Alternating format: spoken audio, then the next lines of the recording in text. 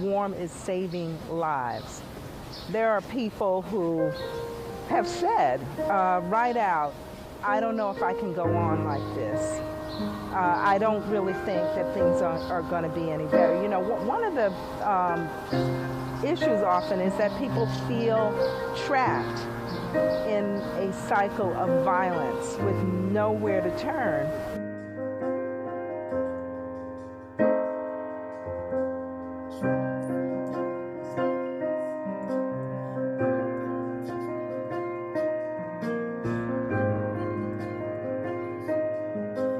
Out that root, because we want to make sure we dig deep to get to the root, and that's what healing. That's where the healing begins. We got to dig deep down, and that's where the healing begins. Before you can do anything about a problem, you have to be aware of the problem and aware of a need to do something. So W.A.R.M really addresses that in a really big way. The focus of the garden is plant your beauty and watch it grow. And that idea was presented to me by Stephanie. And what it sounded like was a Zen garden. And a Zen garden is easy, but you got to get to Zen. Zen is a journey. You just can't throw seeds out and say, I'm happy, I'm watching. It's work. Like life, it's work. I'm holding in my hands these weeds which come out what we call the healing garden. And it really shows us how deep sometimes the root of pain, abuse, and evil are. But we were shown that we can turn this into a healing garden where we work and where we are shown that we can replant our own plans of happiness and power and empowerment, for that matter, and gratitude. To give back to nature what nature gives us, for example, and show gratitude. Cecilia's been with us now for 3 years, and Cecilia has 5 beautiful daughters. And when she first came here, she couldn't even talk. She just cried for almost a year. And what we do in this organization, we're a bunch of good Me Too sisters.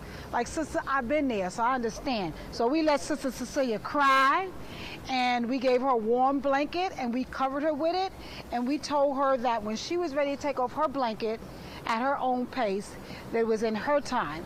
Because I know about healing, and sometimes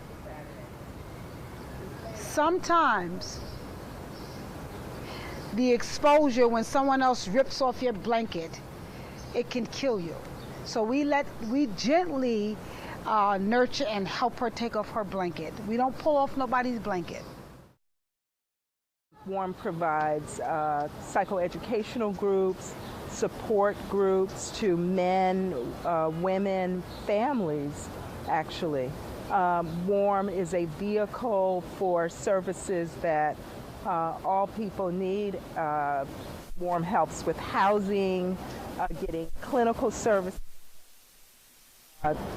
individual psychotherapy, family therapy, group.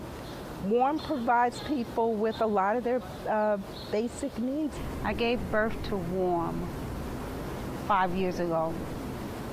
Found myself in a very painful and fetal position, and had no idea that I was actually giving birth to this organization. I just knew that it was very painful, and I was coming out of another abusive relationship. But this time, something was different. This time, something...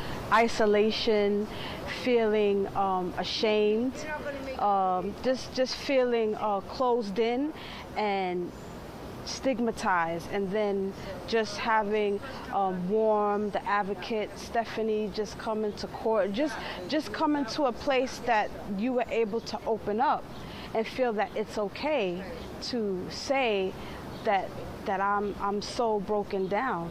Yes, and I came because I needed a lot of help. My life was at stake, and your group helped me. And because I got help with all in the courts, the police, at home, getting this evenness out of my home, then now that's why I stay with your organization, so that I could help others.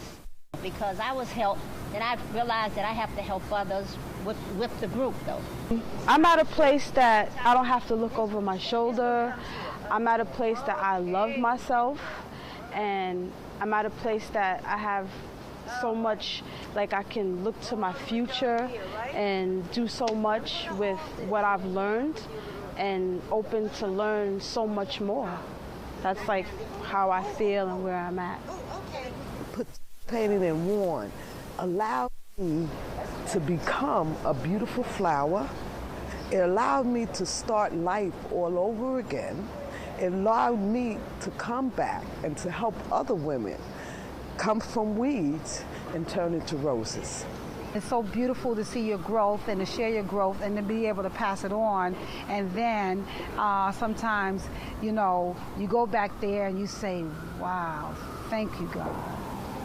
Thank you for giving me an opportunity to use my life as a classroom. And I encourage everyone to use their lives as classrooms, because that's what it's all about. You know, we learn and then we pass it on and we share. This organization was created, and it's a little different because a lot of the women that come through these doors are sort of like, we train them to be navigators, and then they go back out in the community and to be navigators to help another woman. So it's like paying it forward. There are a lot of misconceptions about domestic violence, and some of the misconceptions are not just held by clients but also held by professional people in the field. So everybody needs to get on board with the right awareness, and we need to make sure that these services are made available to all who need them. Again, we're only scratching the surface. Somebody sees a little seed come out of the ground and they know that they put it in there. People actually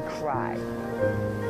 No donation is too small. We appreciate every donation. Small donations help, but small donations repeatedly help a lot. So what we need to do is have you give whatever you can and sensitize everybody that you come in contact to the idea that we need as much help as we can. Domestic violence in some way or another touches us all. In this little teeny spot, we are growing more than plants. We're growing relationships, we're growing wisdom, we're growing faith, we're growing knowledge that we can do this.